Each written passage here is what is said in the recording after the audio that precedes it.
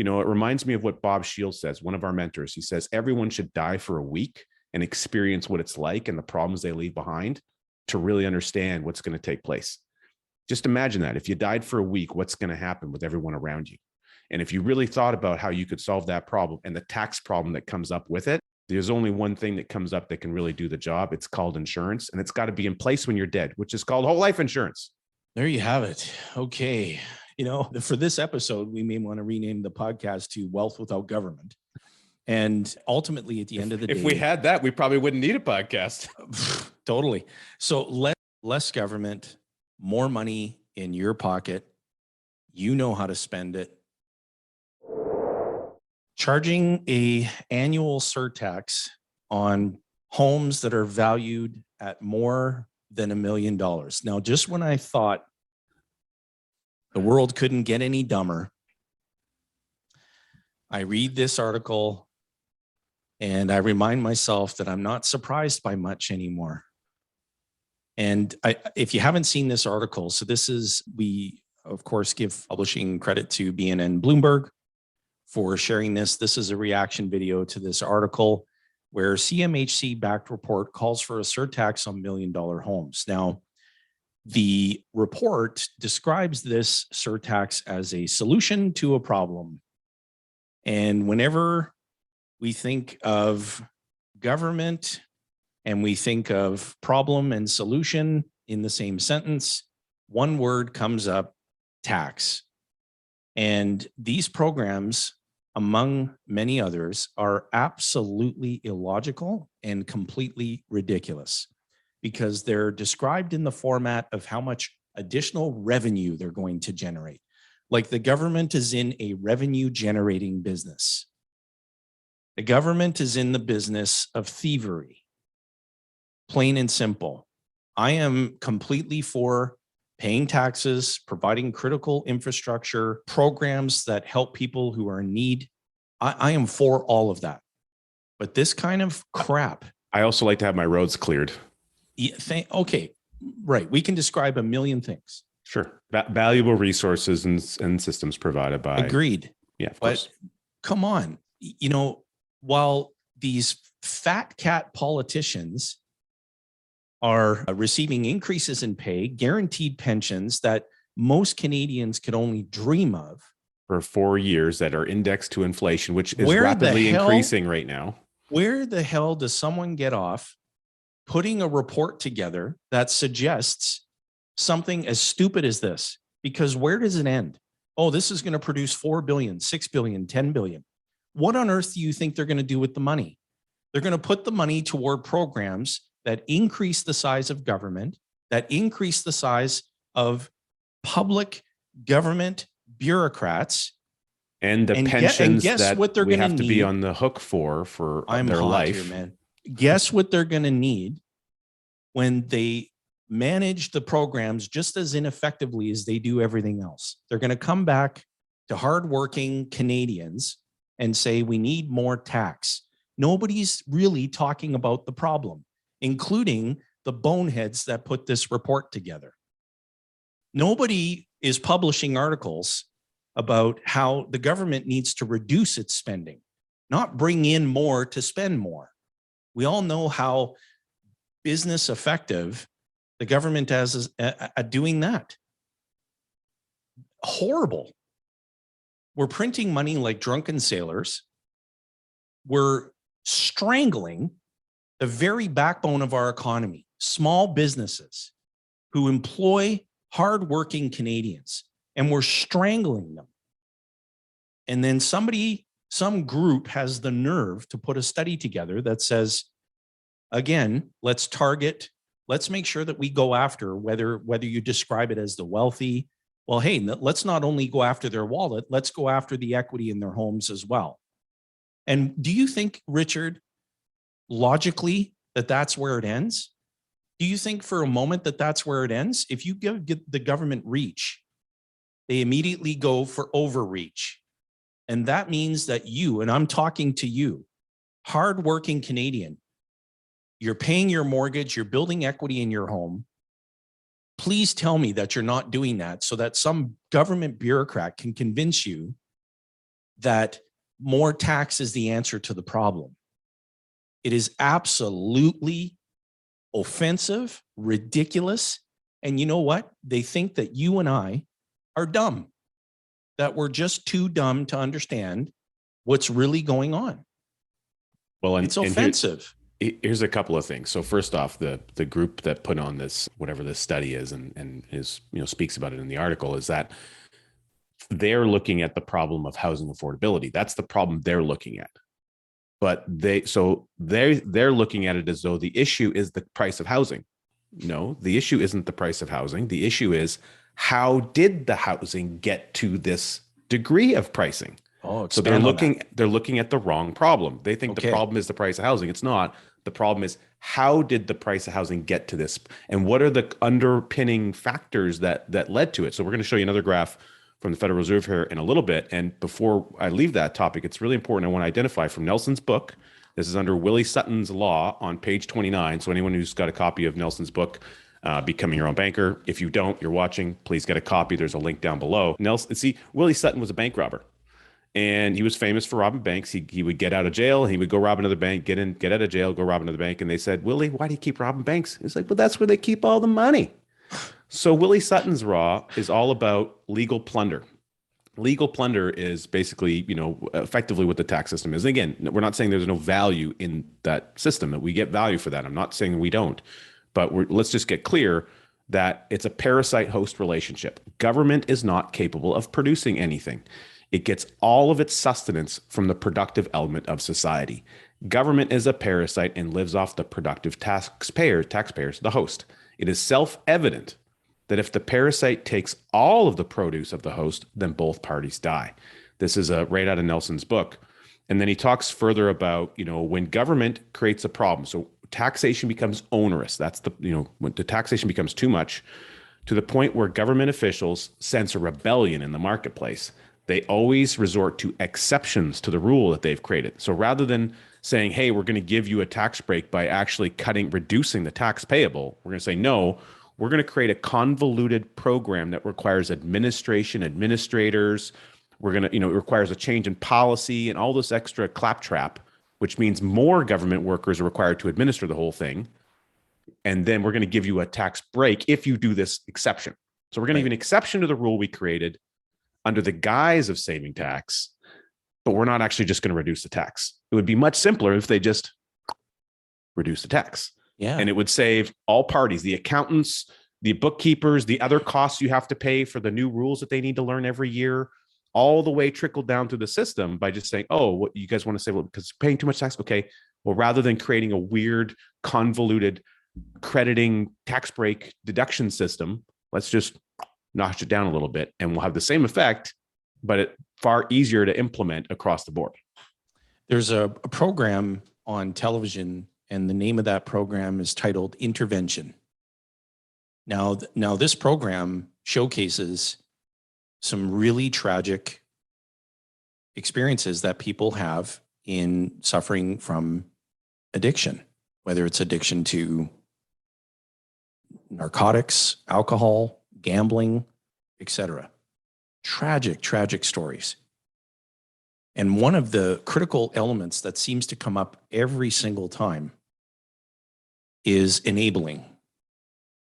And you'll see in the interviews that happen where a counselor, somebody who is maybe even recovering themselves, is sharing with the family, you're continually enabling this person's addiction. You're giving them money to buy the drugs. You're giving them money to go and gamble it away. Every time you're asked and you succumb to the pressure, and you're enabling. Well, as citizens of this country, that is precisely what we're doing with our government. We're enabling. And our government, true to form, has become addicted to spending. And if you were to just take a moment, if you haven't suffered from a migraine headache in a while, just take a moment and really truly document all of the taxes that you pay in every element of your life. And if the government had 1/8 of the creativity in reducing spending as they do in developing new revenue generating methods of taxation, this country would be so prosperous and so abundant that we wouldn't even be having this discussion right now. What infuriates me is that it just keeps happening over and over and over again, and we sit there and take it. We've got the woke culture, the cancel culture, all these balloon heads that are so far out of whack psychologically, let alone in their thinking. Sit down, go to Canada's Main Street, sit down with a hardworking blue-collar family who work their asses off to put food on the table, keep the lights on, keep the furnace on, get their kids to school, to sporting activities, and they want to live a fruitful, abundant life. Tax after tax after tax after tax. Your heating bill goes up, your lighting bill goes up, your food bill goes up, inflation. And inflation was manufactured. Make no mistake about it. And the rich will get richer. And the middle class will be taxed significantly. And so it's really easy for government pundits to stand out there and point the finger at the wealthy. Let's focus on that. But nobody says, wait a second. The wealthy pay the most tax in this country. So has anybody thought about maybe reducing spending? If you even brought that up in a cabinet meeting, regardless of your political leanings, I don't care what it is, liberal, conservative, Green Party, doesn't matter to me. Bring up spending cuts in a cabinet meeting behind closed doors, not in front of the media, just behind closed doors. You'll be finding something else to do in a real hurry, because now you're putting public sector jobs at risk. You're going to piss off the unions. You're going to piss off a lot of people because you want to reduce spending. It's absolutely ludicrous what's going on out there and the thinking that predominates and what's happening in this great country of ours to so many hardworking families who are being penalized because they're right, wrong, or indifferent. Hey, look, I'm guilty as charged too. We're all enabling this to happen. And these governments, the Keynesians, Jayson, they're going to piss off the Keynesians too. Oh gosh. And you know, they'll spend all their time in the House of Commons launching insults at each other back and forth and talking about how they need to create new committee after new committee after new committee after new committee. Nobody's leading. Nobody's standing up and truly speaking for the people. It's all about winning. It's winning the political argument. It's winning the political agenda. It's not about really advocating for the hardworking Canadian family. It has nothing to do with that. And I just think it's absurd. And this study, they should find the nearest shredder and put it in there as fast as possible and use it as fire kindling, because it does not stop there. There are extensive studies going on that we're spending. Canadians are allowing the government to spend millions and millions of dollars studying the feasibility of taxing you on your home equity. You earn an income, and the government trusts you so much that they allow your employer to deposit your whole paycheck into your bank account. Not a chance. Taxes are withheld. You pay tax in every facet of your life. You use after-tax money to pay your mortgage. And now the government is studying the feasibility of taxing the equity accumulation in your home. And if your home's valued at more than $1 million, this absurd report is talking about a surcharge of 2%. Oh, we're going to cap it at 2%. Bullshit. The moment you get the 2, then there's going to be a necessity for 2.5, then a necessity for 3, then a necessity for 4, and so on. Well, you But just have no, to remember the origination of income tax in Canada was started in the war. It's a wartime tax to beginning at the First World War, and it was temporary. And they said it would, it started here and it would only go so high. Well, now it's fully embedded into marginal tax rates, implemented in every faucet. Tax code has gone from this all the way to this. And that was all based on the guise of temporary. So you give them an inch, they take a mile. You give them an inch, they take a mile. It's unreasonable to think that if they implemented something of this structure that they won't modify, because once they have it in place, you can't stop them. right. And further to the point, here's the thing: $1 million house in Canada is completely the country. It's like I don't know, it's the second largest country or third largest landmass in the whole world. Like it's a big beast. And we might have the largest population based on landmass, but there's a lot of people here. And a house for $1 million is a lot of different things. If you're out in somewhere in the Northwest Territories, boy, I bet you that gets you an awful lot of land and a lot of property. But if you're in downtown Toronto, you might have a box, you might have a closet for $1 million. If you're in downtown Vancouver, you've got a closet. You can't in Vancouver, you can't even get a a 2-3 bedroom townhouse for $1 million. In fact, in Chilliwack, where I am, which is 90 minutes from Vancouver, a 3-4 bedroom house is going for over $1 million here, depending on, where it's located and the bells and whistles that are in it, And Rich, I'll share. Let me expand on that one point that you just made. I had a prospective client that I met with who purchased real estate in the mid 1950s, 4 properties, purchase price $30,000 a unit. Those units are valued at more than $1 million today. But him and his spouse just happened to be in their early 80s. And you can probably imagine they're not exactly swimming in income. And you want to charge a surtax because of the value of the property, on top of the property taxes that are being paid already.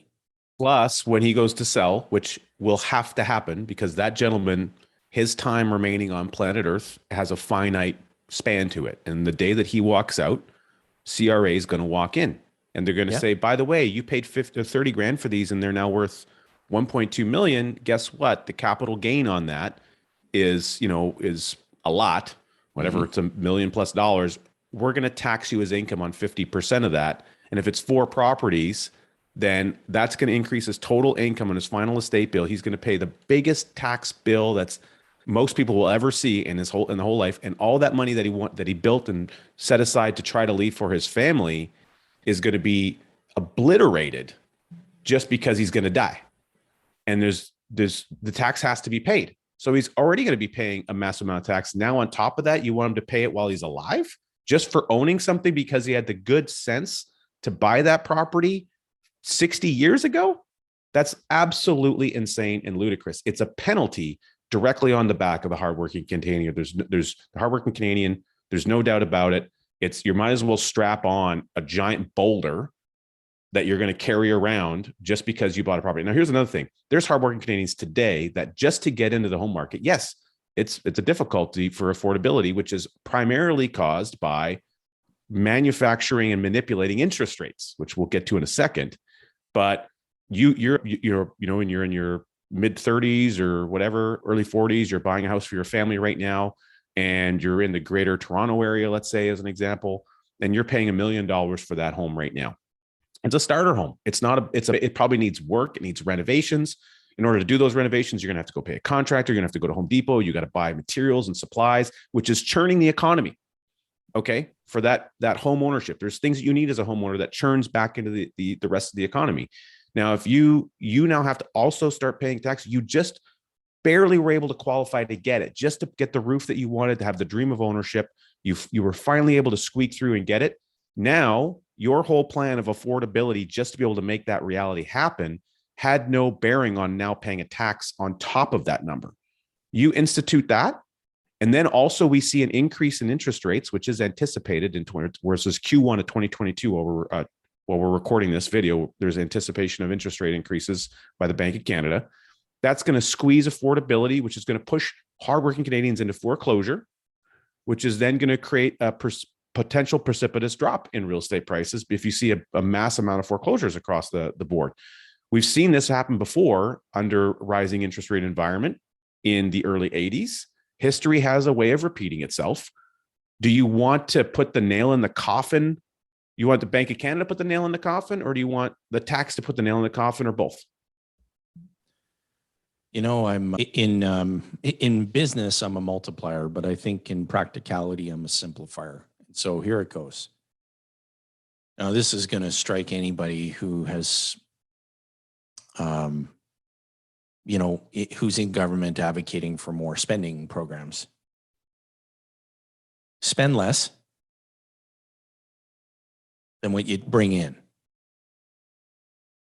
There's a shocker. Reduce spending if you're spending too much. There's another shocker. Leave more money in the wallets and purses of hardworking Canadians who have a far better idea of how to spend it than any government bureaucrat ever will. There's another shocker. If you reference Nelson's book, he describes a phenomenon. He says, I want you to picture for a moment that you're sitting in a food court of a busy shopping mall and you're enjoying your lunch, and wouldn't you know it, right next to you, a person walks up to the folks sitting at the table and points a gun right at the head of one of the people sitting at that table and says, I want you to empty the contents of your wallet right now, or I'm going to blow your brains out. Everyone in the food court's witnessing what's going on. That is a criminal offense. However, if that gun-touting robber had gotten everyone else together in the food court long before the victim showed up and said, listen, I want you to know what I'm going to do. I'm going to have this guy empty the contents of his wallet, but I'm going to distribute it to everybody who's here. So just humor me, play along. You're going to get some money. Hopefully, he's got some in his wallet. We haven't taxed him enough yet. Gun holder points the weapon at the victim, says, empty the contents of your wallet. Now everyone in the food court's perspective has changed. That's called democracy in action. And the guy sitting down enjoying the meal had all the fingers pointed at him. You're the wealthy one. You're the villain. But nobody in the food court said, wait a second, Mr. Robber, what problem are we really trying to solve? Because Nelson taught us that if you don't understand the problem, the solution just won't matter. So have we really pinpointed the problem? Canadians coast to coast recognize what the problem is. Nobody in government's listening, let alone doing anything about it. Because it's all predicated upon agenda. You got to protect the party. You got to protect the agenda at all costs. Even if it means sacrificing your own beliefs, your own values, and your own logic, your own brain power. This is not a difficult problem to solve. But nobody has the guts to actually do it. And the lobby alone in government would crush you. We've given too much power to the very people who are there. Way too much power. And I'm afraid there's no turning back. Well, as a member of CALU, Jayson, you've been involved in seeing the impact of some of that lobbying in meetings that you've gone and stuff like that. And it is really robust. And now I want to segue that into just, as we look to kind of close this little video out here, to get people thinking about a couple of things. So number one, if this type of an article, the thing that we're talking about, bothers you, I think it should. You make your own decision, your own opinion, but I think it should bother you. And if it does, how are you creating some secession of the system for your own needs? So Nelson talks about becoming your own banker as the most peaceful, stress-free way of financial life. And it's really a way of peaceful secession. Nelson said you can't make change at the top kind of government level monetary policy with top-down thinking. The only way you could do it was with a bottom-up solution. IBC, an infinite banking concept, and implementing that concept of becoming your own banker through the mechanism, the medium of mutual whole life insurance, which is mutually owned by individual people in voluntary free contract. It's voluntary free contract with one another. No one puts a gun to your head to get into that whole life contract. You mutually profit and share in things together. It's kind of like a co-op, and it's a private contract. The government doesn't know you have that private insurance contract, and they don't need to know. And there's a ton of tax benefits that can be accumulated, especially for business owners, if you know what to do and you have the right coach in place. And so what are you doing to take action about seceding from a system that's not set up to benefit you? Seceding from a system that is at every turn finding ways to further oppress your good, hardworking efforts to produce what you need for your family so that you can have peace of mind, comfort, enjoyable lifestyle, and hopefully at some future point, if you like the word retirement, I don't, but a passive income that lets you enjoy the life that you want later on. And also, when you kick the bucket, when your biggest tax bill ever shows up, rather than just having all the money disappear and your spouse being surprised at how much is gone, a big fat chunk of tax-free money that the government can't get their hands on shows up, and it solves a whole bunch of problems. You know, it reminds me of what Bob Shields says, one of our mentors. He says, everyone should die for a week and experience what it's like and the problems they leave behind to really understand what's going to take place. Just imagine that. If you died for a week, what's going to happen with everyone around you?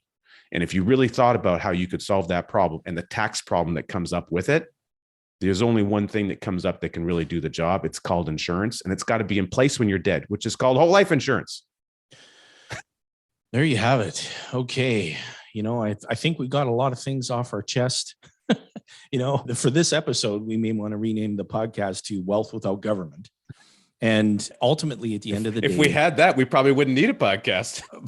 Totally. So less government, more money in your pocket. You know how to spend it. You'll spur the economy because, you know, we're not, again, what the government believes, you know, most Canadians are. And that's, you know, ignorant. Hey, listen, if we implement the death by 1,000 cuts approach, sooner or later, by the time they really truly realize what's going on, A, there's no infusion, and B, they've just bled out. And you've heard the expression, you've heard us say this before. There's two certainties, death and taxes. The only thing that doesn't get worse every time politicians meet is death. And so don't sit there and take it. We're not. We're going to be communicating on these issues. We're going to be talking about these issues. And this is not about any political leaning. I don't care what party you believe in, espouse to. That doesn't matter to me. This is pure logic. You're already spending half of your year working to pay taxes. I want you to stop and think about that for a second. Half of your year goes bye-bye to paying taxes. How long do you want that to continue, and how much worse do you want it to get? Logic would tell you you don't want that to continue, and you don't want it to get any worse. Do something about it. Let your political figure, your MP, let your political figures know that this is just no longer acceptable. Appreciate you tuning in. The final thought I'm going to leave there, Jayson, is that the consumer pays for everything. Let's hop onto the StreamYards. You know, keep that in mind. Okay, everybody. We'll see you on the next show. All right. Thanks for tuning in. The playlist is going to be right there or right there on either side. So continue your journey of learning. We appreciate you very much. Make the rest of your week great, and stop putting up with onerous taxation, because believe me, this death by 1,000 cuts, they're up to about 600. So let's not let them get anywhere near 1,000. All right, everybody. Bye for now.